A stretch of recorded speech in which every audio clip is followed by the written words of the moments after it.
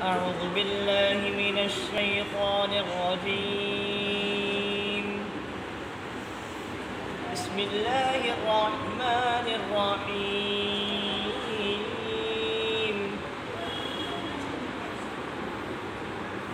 وإذ قال إبراهيم رب اجعل هذا البلد آمنا واجنبني وبني أن نعبد الأصنام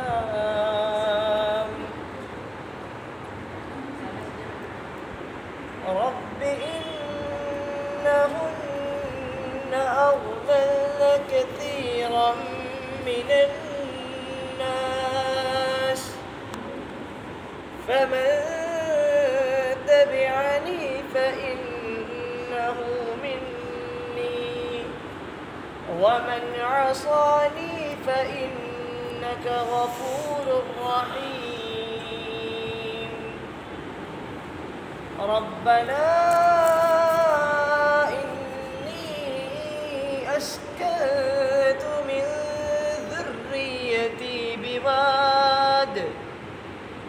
بواد غير ذي زرع عند بيتك المحرم ربنا ليقيم الصلاة فاجعل أفئدة من الناس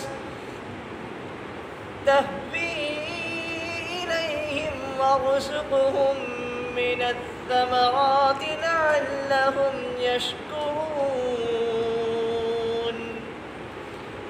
ربنا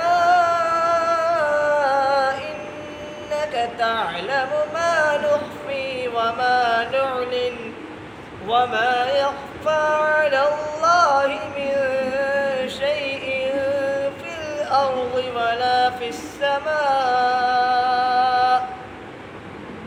الحمد لله الذي وهب لي على الكبر إسماعيل وإسحاق